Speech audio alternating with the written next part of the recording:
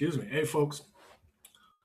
So I did a really amazing video about an hour ago, 2 hours ago, and I checked it afterwards, and it doesn't have any sound. I know what the problem was. I connected my Oculus in yesterday, and whenever you do that, the computer decides to change all your defaults. So it changed my default to the Oculus, even though I unplugged it to plug my second screen in. It still set the default as the Oculus. So that was dumb.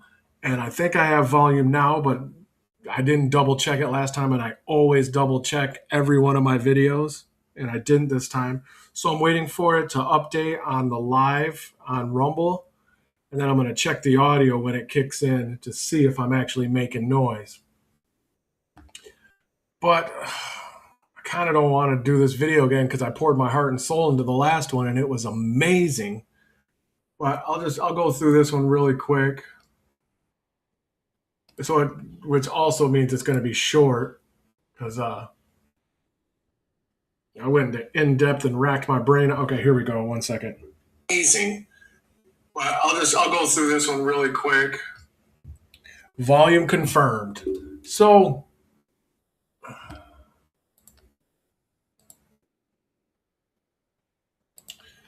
Evernorth came out with the sixth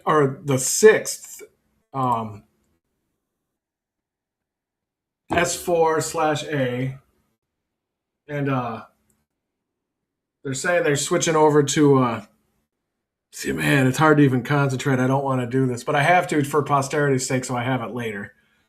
So they're switching over to a new VWAP, a volume-weighted asset pricing that will peg the number of shares at closing. When Evernorth closes, the total number of shares that will be issued is dependent on the price of XRP at closing.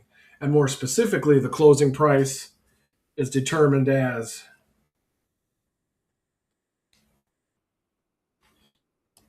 an average for the New York Stock Exchange, or the CME CFXRP dollar reference rate.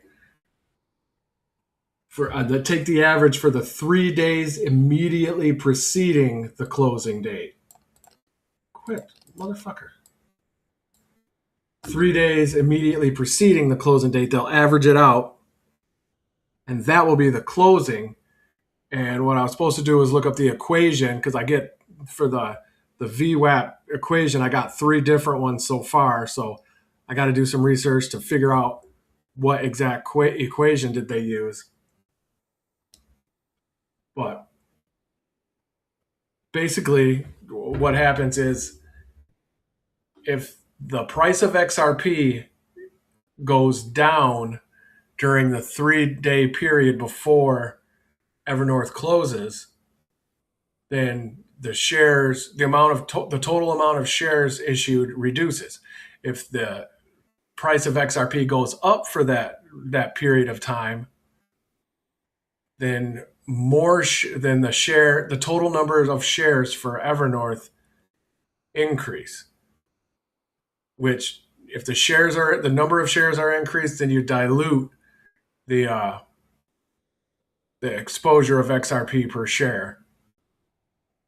I'm thinking about all I have to cover to make the points that I made last time. I'm just going to jump in because it was very good last time. All right, so the last 3 days, ever since the new amendment, the 6th Amendment to the S4 was filed, I've been thinking about just why would they change it to this? And you'll see my whole thought process for the past couple days. This is all today, but for the last 3 days, I've been posting nonstop on this. Couldn't find anybody else posting about this or digging into this. Like, this is a big deal to me, a very big deal. Like, I think it changes everything. And the more I think about it, the more I research into it, I think it changes everything to the good, to the benefit of every shareholder, even though if the price of XRP were gonna go up at the 3 days preceding the closing date of Evernorth, the only people that would be issued more shares are the advanced funders and the advanced subscribers, and not retail. Retail would not be issued extra shares. So if the price goes up, I did the calculations, even to $100, then the price of XRP per share of Evernorth for the public shareholder gets decimated. It goes down to like 0.1 XRP, like a tenth of an XRP per share. It goes down 100x because presently, give or take 10 XRP per share. If the price of XRP were going to go to 100 3 days immediately, the average 3 days preceding the closing of Evernorth, then the XRP per share exposure for the public investor would be 1/10 of 1 XRP. So that's devastating. That is awful, ruin your life, devastating. But if the price of XRP goes down and even goes lower than $1, let's say to 80 cents, where's that at? I did that calculation too. Then the exposure of XRP per share of Evernorth increases, I think by like 20, 30%, something like that. If it goes down to 92 cents, it's 17% increase in XRP exposure per share. So that's like 25, 30% exposure per share. If it goes down to 80 cents for the 3 days preceding XRP's closing, the average. So that's interesting. So now all of a sudden, I'm hoping and rooting for XRP to dip for 3 days while Evernorth closes. Like, that's what I'm doing now. That's really weird. That doesn't feel right. But then it leads me to a couple conclusions. I'll save the best one for last. But here's like 3 or 4 of them right now. So it leads me to, due to the volume weighted average price, a low XRP equals a long leverage shakeout. So all you would need for a long leverage shakeout is a wick down. That would trigger, smart contracts and AI agents and a lot of other set points. If it wicks down to 92, that's sell to to a lot of people, to a lot of the leverage, the longs. And so XRP price gets rid of the long leverage, but a low XRP price also reduces the amount of total Evernorth shares, and a low XRP price increases XRP exposure of Evernorth per share of Evernorth. So if you reduce the amount of Evernorth total shares, you increase the XRP exposure per share of Evernorth. And to do that, the XRP lower price does both of those, because those are the same thing, which is a lower XRP price does the same thing. And the lower XRP price, leverage shakeout. So a leverage shakeout all of these are set equal to each other. So a leverage shakeout would increase XRP exposure per share of Evernorth because they're all equal. They're all the same thing. Low price equals that, low price equals that, low price equals that equals that equals, they all equal each other. So that's very interesting. That's a weird thing to where a reduced share of Evernorth totals would equal a long leverage shakeout. A long leverage shakeout would equal reduced Evernorth total shares. That's weird. Like, how are those connected to each other? Well, that's the VWAP, the volume weighted average price. And you could dig into this. So this is one of the equations I got. I got another equation I posted a couple days ago. This is actually Price times volume. So this is another equation.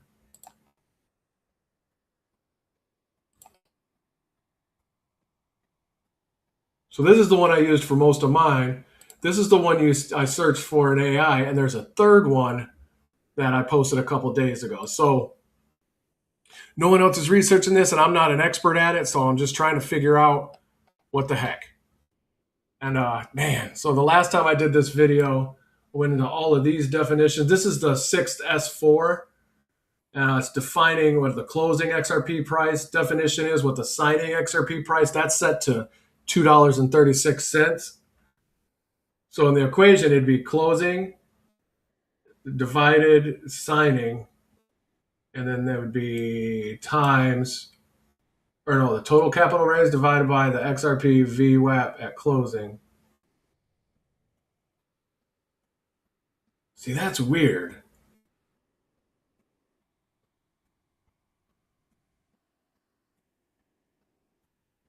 So let's say there's one. How much did they totally raise? 1 billion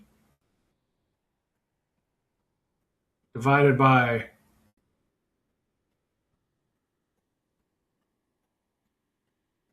That's not right. In dollars. And the VWAP at closing is in dollars, so the units cancel out. So it just gives a non-unit number, and that would be shares. So that would work. But I'm getting off track.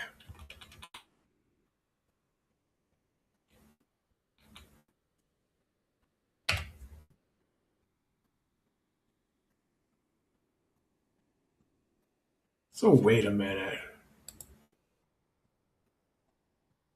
Because right now there's like 62 million shares, give or take, something around there, because they reduced the amount by 20 million.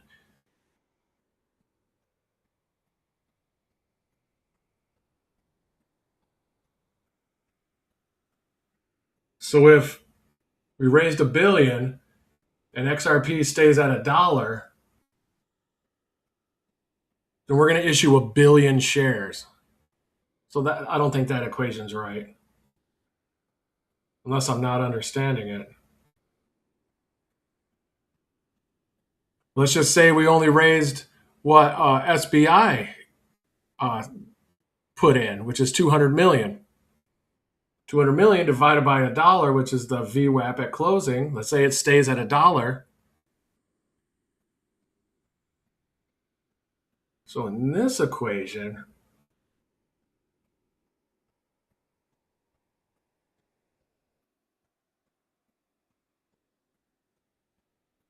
effectively a lower XRP VWAP means.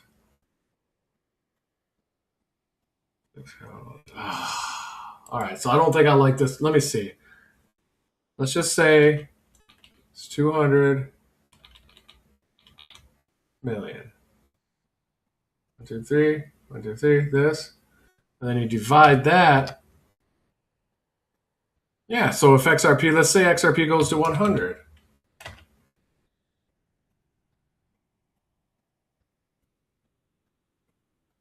And that's only 2 million shares. So this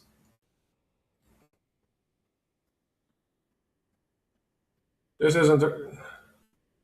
So this is saying the VWAP. Oh, see, that's dumb. All right, so I got to figure this out. This is completely wrong. So this is saying the denominator is the VWAP. So as the denominator goes up, the top number, that makes this number get smaller, the total shares. So this would mean more shares equal, or a higher price equals less shares, which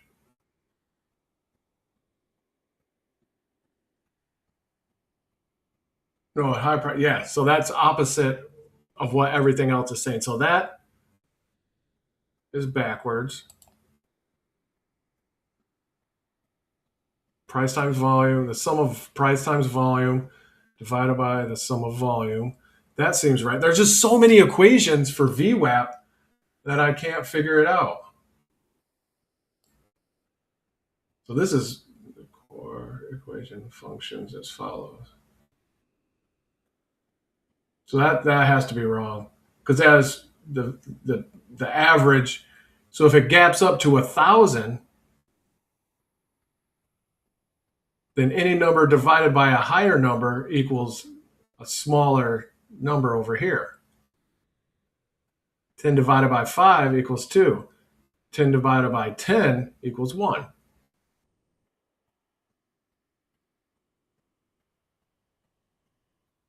So that equation is exactly backwards. Gotta look into that. Sorry, I'm wasting time on that, but that's really weird it did that. But the whole point is, I gotta step into that, see why they did that.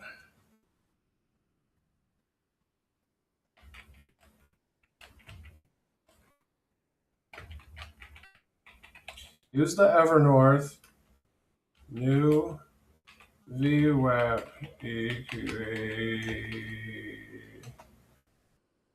equation to determine shares at close if XRP is 0.80 and if XRP is $100, show a QUATR, show equation.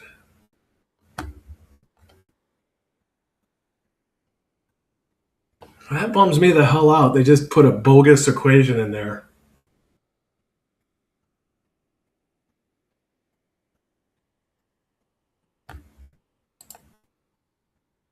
So that equation's automatically gone. Unless everything else is wrong and then my posts for the last 3 days are wrong. That could be true too.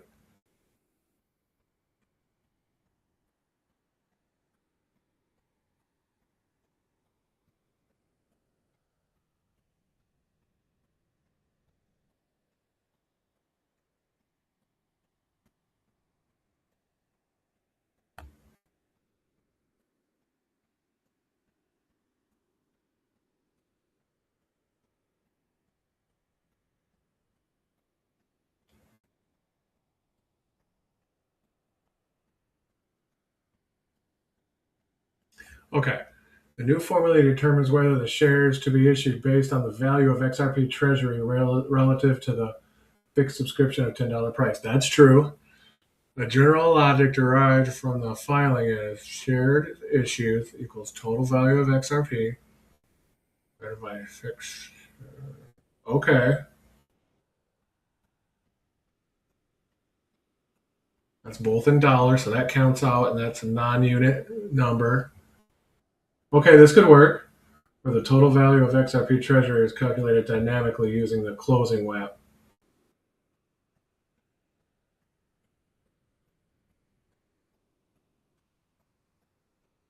Yup. Wait, now there's okay. So this is a fourth equation. Now there's a fourth equation.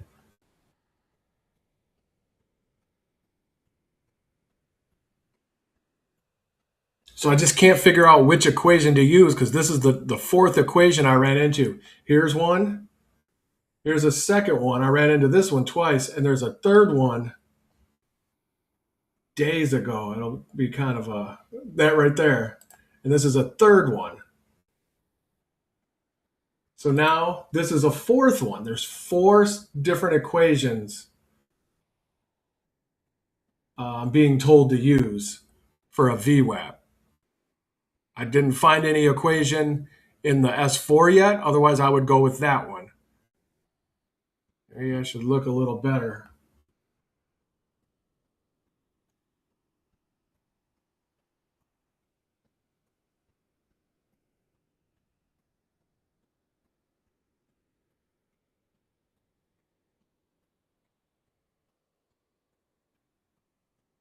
But this works because they do want to keep the amount of public share, the price of shares for the public is $10, give or take 10.50 right now, somewhere around there, 10.45. So they would like to keep that.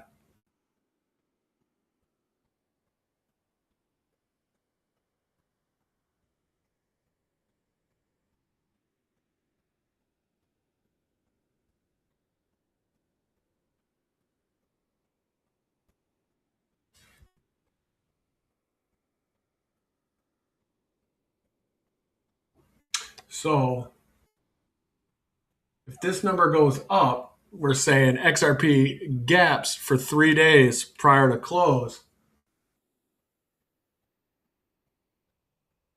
That makes the shares issued gap up. Let's say 10 versus 100. If that's 10, then that'd be one share. If it was 100, then that'd be 10 shares. 1,000, then that'd be 100 shares. If this gap's down to 80 cents, it'd be less shares. Okay, so this one works. This one does not work. This is a bad equation. So I'm down back to 3 because this one's totally bunk. This one says if the VWAP goes up, then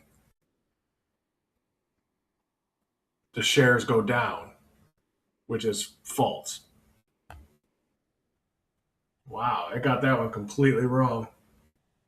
So I'm down to back down to 3 equations.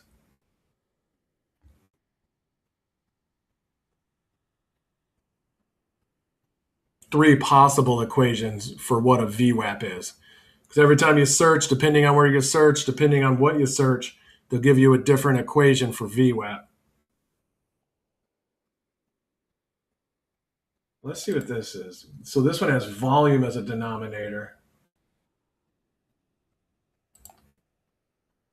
So since VWAP is a cumulative average of price weighted by volume,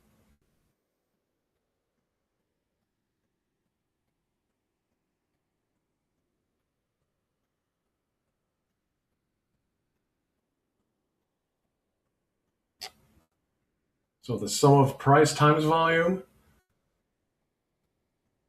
divided by volume. Maybe that's where they got the -1. So price of what times volume of what divided by volume of what? Probably of the treasury, I'm going to assume, but you don't assume stuff in math. The price, probably the price of XRP, or it could be the price of the fixed share price. Don't know. So that's actually a bad equation. It could be the right equation, but it's bad because they didn't label their variables correctly.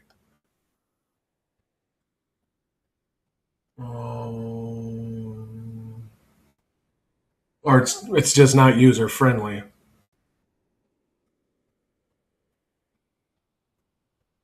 So this one could work. I just wish I knew what VWAP was and I wouldn't have to trust AI.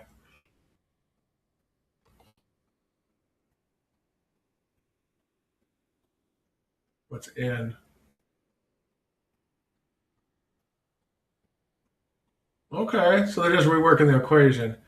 In is issued shares.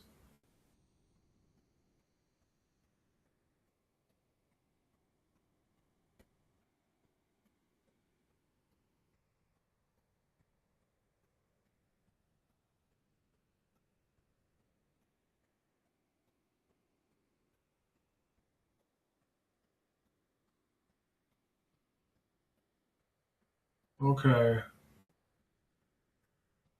So we could assume that Evernorth did the announcement says we're reducing the shares so that we're reducing the shares so that we have a bigger exposure of XRP per share, and we're switching over to VWAP.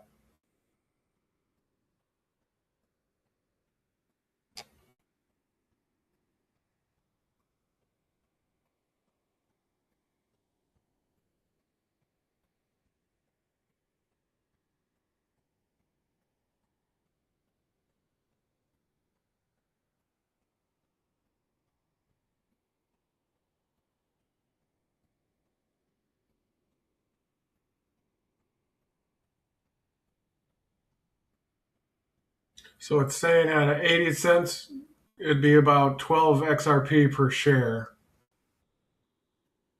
So I'm saying around 50 cents, you're up to about 20 XRP per share. I broke that down earlier. Okay, yeah, and this is doing it again. So at 100 XRP, at $100, if XRP boosts to 100 3 days consecutively for 3 days prior to close of Evernorth, you get zero point 0.1 XRP per share. So a higher price XRP 3 days before close means lower price per share. So I'm going to stick with that equation for now because holy shit, math, you should have one equation or all the equations should work the same if you have different equations. They should all give you the same answer. Otherwise, they're false equations like what AI gave me last time for that one. So I'm going to stick with that for now. I'm going to keep researching and tightening it up. I just don't know which equation to use. That's the problem. I got 4 equations in 4 days, and I don't know which one to use because they all give different answers. So, conclusion: public and private investors both benefit from higher exposure of XRP per share of Evernorth. Translation: XRP will violently dip and stay low preceding and during the close of Evernorth. That's what I think. And go to my CJB Phoenix Fire on X, and then these are all great posts. That's all I got in me right now, man. That the last video was an hour and it was amazing, and it didn't have any audio, so it just. But you still see the screen, but you want audio in videos now. So that took all the get up and go. My get up and go must have gone up and left. But this seems to be pretty accurate. But yeah, folks, look into this. Try to figure this out. I need somebody else jumping in here to figure it out. Somebody who, like a financial person who knows what the heck equation you should use for VWAP. I don't even know enough to know which equation to use. So I'm stuck there. But I'm powering through, and that usually leads me to like surmise or like figure out which equation I should use because of context clues and all that. So there it is, folks. This is a condensed version. It was awful compared to the first one. First one I read so much, went in so depth. I had so much love and affection for it. This one I'm just burnt out. I'm burned. But all right, folks, love you. Stay true. Catch you next time.